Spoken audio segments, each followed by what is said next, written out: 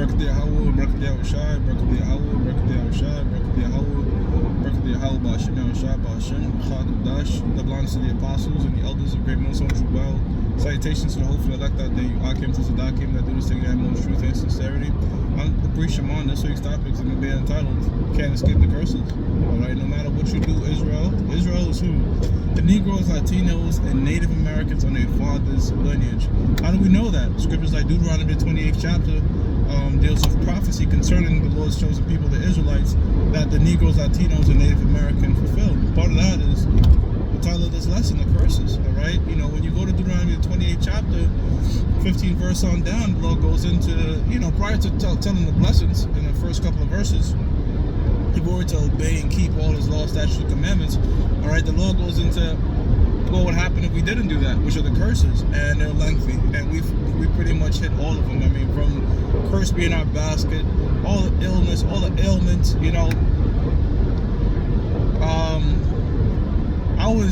I was with yesterday. I was getting some errands done, and me and my wife, we noticed something. We noticed that there's smoke shops popping up like crazy in New York City, and she made a very interesting point. She said these are the new liquor stores, and I said, man, that's actually pretty accurate. These are the new liquor stores.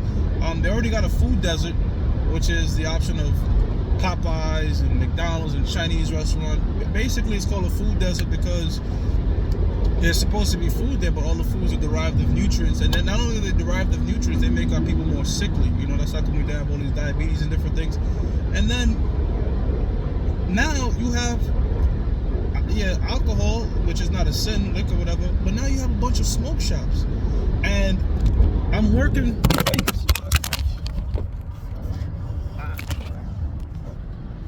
Salak. I work with the younger generation, and they come in pretty much like dopey, you know what I mean, like high and shit, and that affects your mentality. So and here in New York it's legal, all right, and they got these fucking smoke shops everywhere, man, primarily in Jake neighborhoods, man.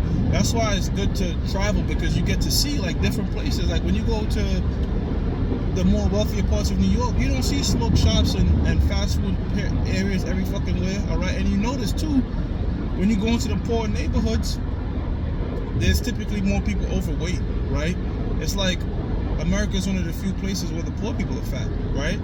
And why is that? Again, because of food choices, the shit that they're doing to us, man, all right? Now, you could do your best to fight it. Now, let's say you say, look, I'm not gonna get caught up into that. Guess what? There's other curses that's gonna hit you, whether it be financially, whether it be spiritual, whatever, And that's not.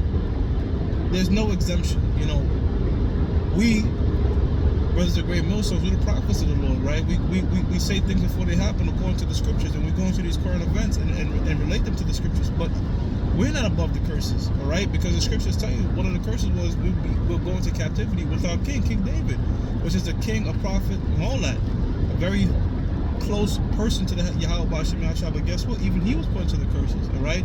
So there's no selling your soul or what have you. Okay, you might have some temporal gifts, but guess what? These jakes go on to realize, like, yo, I just made a deal with the devil. Like, yeah, I just signed this music contract, for example, for $1 million, but I got to give this devil back $8 million. All right, and that's why there's scriptures like Sirach, 12th chapter and the 10th verse, where it speaks about never trusting your enemy. All right, who's our enemy? Well, Psalms 83, the other 17 nations are pretty much enemies of the nation of Israel, but who's at the top of that?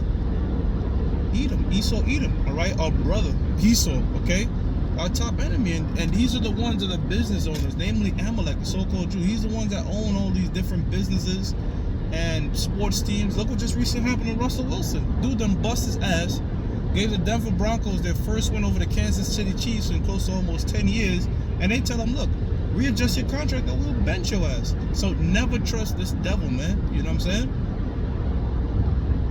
But yeah, our people, trust in oppression, all right, and end up getting fucked over, finding out that what, like, this man is the devil and you can't escape these curses, all right.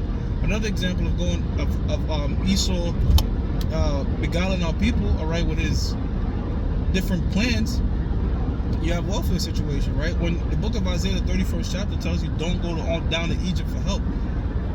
America is the modern day Egypt. All right, that's backed by Revelations 11 and 8. This is spiritually Egypt. And another note to prove that this is also Egypt, because Egypt represents bondage. This is the only captivity, along with Egypt, wherein the southern kingdom and the northern kingdom, all right, were in captivity together. Okay, so that's a telling sign as well. But our people go down to Egypt for help. They go and seek these government aid plans and seek these welfare plans and all this. But let me tell you something with them government plans. There's a trade-off. They incentivize you to be a failure. All right.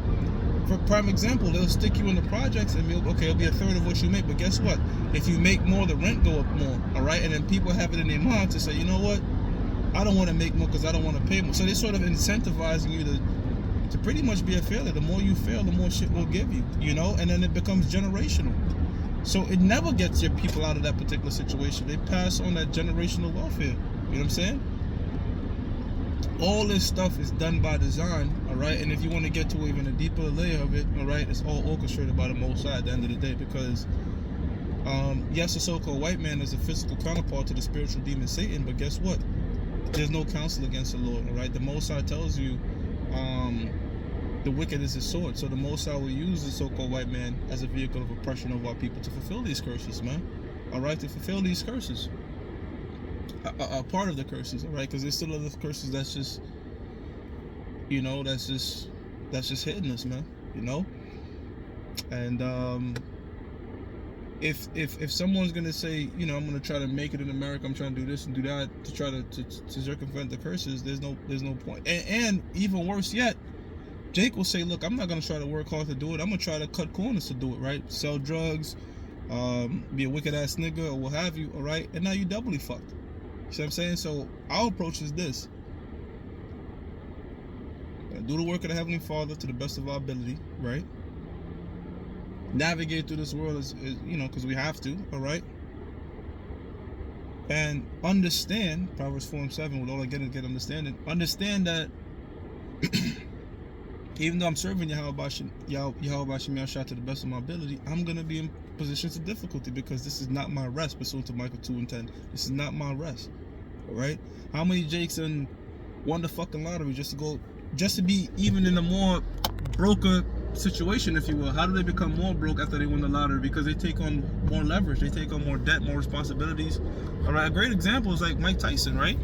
Mike Tyson made $400 million, all right? But he was better off broke than having to worry about a $100 million home that he can't no longer afford and shit like that. You know what I'm saying? So they took on more stress. And it's a bunch of these athletes, a bunch of these Jakes. Just watch 30 for 30 going broke. Them curses hit their ass, man. All right? They have financial advisors that they don't even choose to listen to. So yeah, man, no matter what angle you take, at the end of the day, America is not our rest, man. You know, and us being Israelites, we're gonna always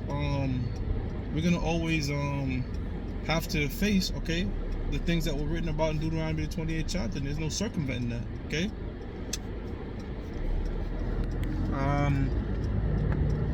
That was just a quick in transit. You know, I'm gonna give all praises to Yahweh. Shalaki, pardon me, brothers. I'm gonna give all praises to Yahweh, Ba'ashim Yahweh Shah, Ba'ashim Rachakadash. I want to say double honors to the apostles and the elders of great most and true well. Salutations to the hopeful elect out there, you Akim to Zadakim, that do this in the most truth and sincerity. Shalom.